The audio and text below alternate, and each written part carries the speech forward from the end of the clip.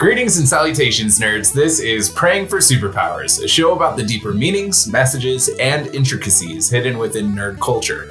I'm Trever Shirin. Peter Jordahl is on paternity leave today, so I have my brother-in-law, Ryan Lastly, and my sister, Hannah Lastly, in the studio with me today, and we're talking about couples who game together.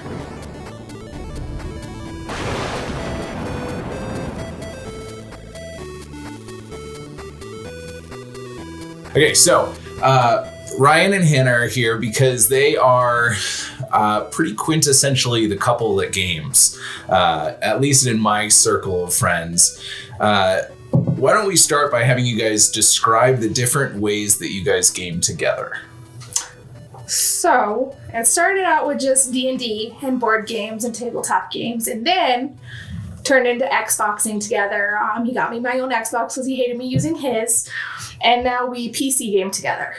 You guys just got a super cool VR system, right? I did.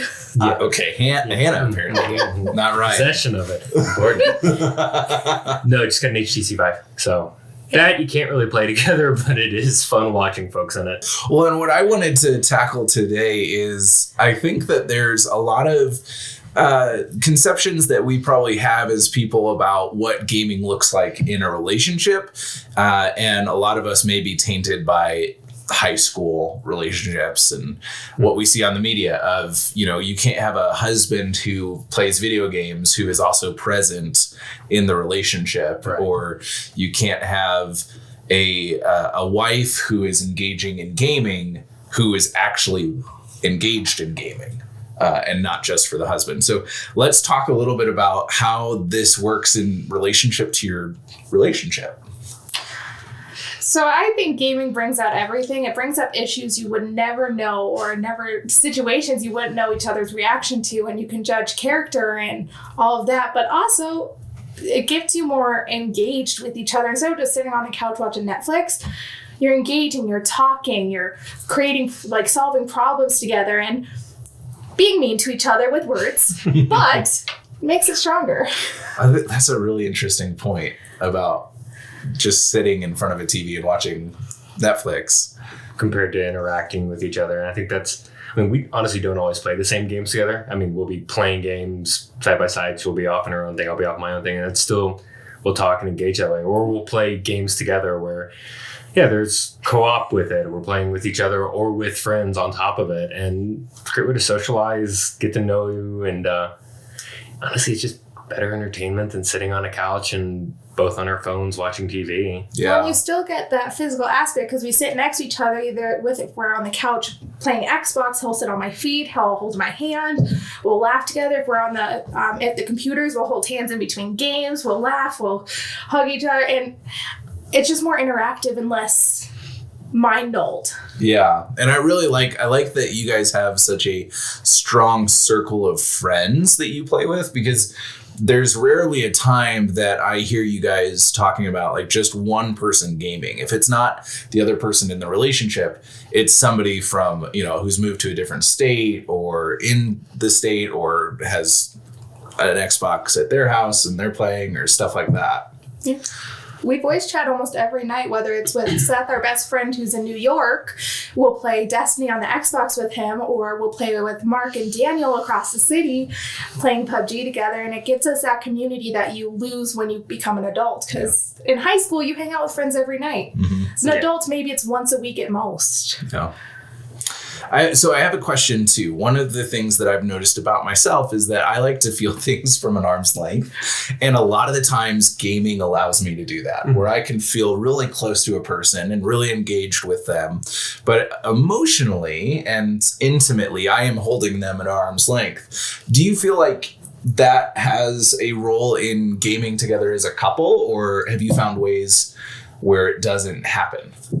I wouldn't say that. It's nice having the comfort of being not sitting right next to each other, not having that heat, but you celebrate together. You get so excited that we'll like run around the house and be like, yes, we won. Or even with friends, we talk about serious things when we're gaming. Sometimes we get into really serious conversations and it's weird, but it's our way of keeping people close. Mm-hmm.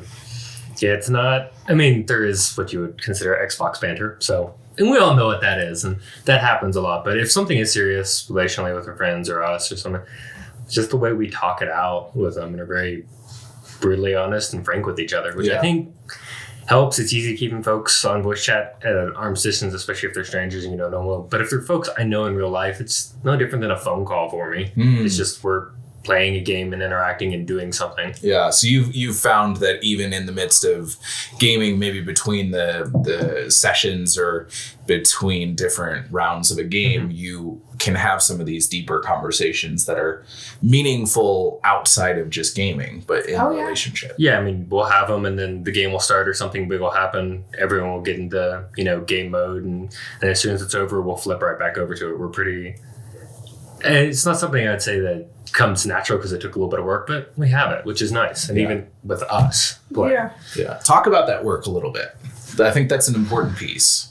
You got to learn how everyone communicates while playing together. I mean, if it's just board games or especially over a computer where you can't read people's faces.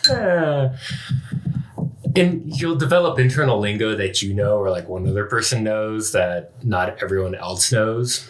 And I've even realized this with us, that I'll say something that I'm assuming she knows the answer to, especially when we're playing like PUBG or something like that. That's a little bit more fast paced. And I'll say run. I make the assumption to run towards the enemy and lay down suppressing fire rather than run away. But that's small things you get to learn, and you realize if it's happening here, where else in the relationship is it happening for? Like, if I'm saying this, I'm assuming the implication is fully known. Yeah. But honestly, is it? Yeah. And we've had a few conversations with that. Just quick clarifications of small stuff. I thought was like, I thought this was normal, or you understood this from day one type thing. Yeah. But it's taught us how to communicate better and get clarification, because a lot of times he'll say something and I'm like, I assumed it meant this, and it doesn't. Yeah. And then he'll get mad and I'll get mad and we're like, oh, where did it go wrong? Because we use that in video games. Like, hey, I meant run towards us, not away. Yeah. Different ways people understand things, and even our friends have learned how to communicate with us and with each other better, and even with their own spouses now that they're slowly getting married, how to communicate with them better, because they're like, okay, not everything is understood innately. Right. And I think it's good that both of you have kind of taken that extra step of, we need to be able to communicate in the game, but this probably holds some principles outside of the game as well, which I think is a really significant step to be able to make. And I think that, in my mind, would be the pivotal step to make the difference between couples who game together just being surface level and gaming and enjoying the same thing, and couples who game together who use it to create greater depth in their marriage. Yeah. I mean, it's a bonding experience. It's a shared thing we enjoy. So we get to pull something out of it. Yeah. You mentioned earlier before we started recording that your best advice to couples is something. Why don't you share that here? So we always like to say, because before we even started dating, I played D&D with him.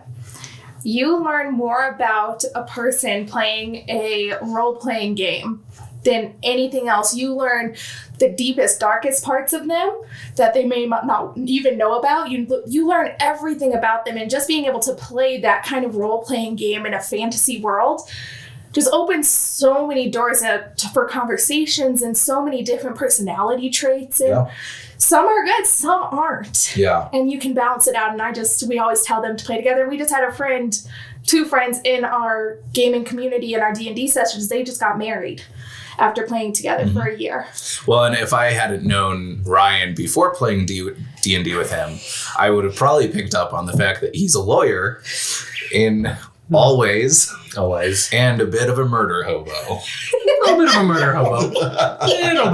hobo. Best description ever. Yeah, he's a lawyer murder hobo, where he'll kill the people and then tell you why it was necessary and right to kill those people. Awful good paladins. Justify anything. Yikes. Well, and I've also, on this aside, I've found that being able to invite you and Ryan, because you didn't play D&D before Ryan, and I was playing D&D before you met Ryan. And so when those two worlds collided, inviting you into the Ogrids gaming that I was hosting was really cool to be able to interact with a sibling in a way that we hadn't interacted before. And I mean, it's no... people who are in our family know that you and I had our own differences at the beginning of your relationship with Hannah. And the being able to game with you and to connect on this level really helped bridge that relationship to a point where it is now. Yes. Yeah. Yeah. I mean, a big drastic change from when I first met you. Well, it's a personal growth on both ends too. They needed quite a bit at the time. It's entertaining to watch from the outside. Yeah, I'm sure. No, but I think like gaming, as you're saying, it's a great way to get to know some folks. And honestly, the people let their guard down when they game. I mean, I think that's just how it is. And it's a great way to get to know someone for who they truly are. I guess it's the modern equivalent of going fishing with a friend way back in the day, I guess. Yeah. I know it doesn't equate perfect, but it's kind of what it is. It's shared activity, and you're not focused on, oh, what's our relationship look like? No, let's play this game and we'll see what comes out of it, and you can learn about folks. Yeah. And there's that power of being able to use that to kind of break the ice in the moment, so that afterwards, if you're struggling with something or you have something that you need to ask for or help that you want to receive, you can use that to then say, okay, we're done with the game. Hey, I got to talk to you before we're done. I have this thing that I just wanted to share. And I think that's because that's uncomfortable. That's an uncomfortable conversation to have, but being able to build the comfort of gaming. Right. Because be honest, when you're in high intensity situations in gaming, you somewhat build a bond, and it's a little bit weird. You get to learn how the other person thinks, where they move, and sometimes you'll play a game being completely nonverbal because you know the other person so well, but that in and of itself is a bit of communication with it once you've reached that level and you feel comfortable with folks, you're close to them. Well, on a neurological level, there is some chemical bonding that happens in those types of situations. If you go through a trauma or a stressor or, even sex, the dopamine causes a bonding chemically in your brain. And so it makes sense that in gaming, we're chemically bonding because our brains don't really know the difference, right? And that can deepen the relationship and strengthen it so that you can move to a different part of the country and still feel this strong connection. Right. And I feel like you can read people through playing games, because we've had times where a player will come in and do something super stupid and reckless and bombs just bomb everything. We're like, what's going on? This isn't you. Yeah. And sometimes you can even read into, there's something going on deeper, and it's coming out in this way because they're frustrated. Right. You didn't slay that orc. You splattered it. Yeah, you massacred it. You were giving great detail of how you splattered it too. Exactly. Maybe we should talk. Interesting. Well, and for our audience, Peter and I are hoping to start a new series where we're going to start examining some aspects of D&D that are really, really interesting, like talking about how your D&D character is antisocial. That's the way it is. And we're going to tell you why. And we're going to tell you how your barbarian struggles with anger issues. What? And we're going to go through it, and it's going to be awesome. So if you're interested in that kind of thing, consider hitting the subscribe button. Thank you, Hannah and Ryan, for coming on the show. It was good having you and good being able to dive into this a little bit more. Thanks for having us. Let's go play some games. Yeah. That's it.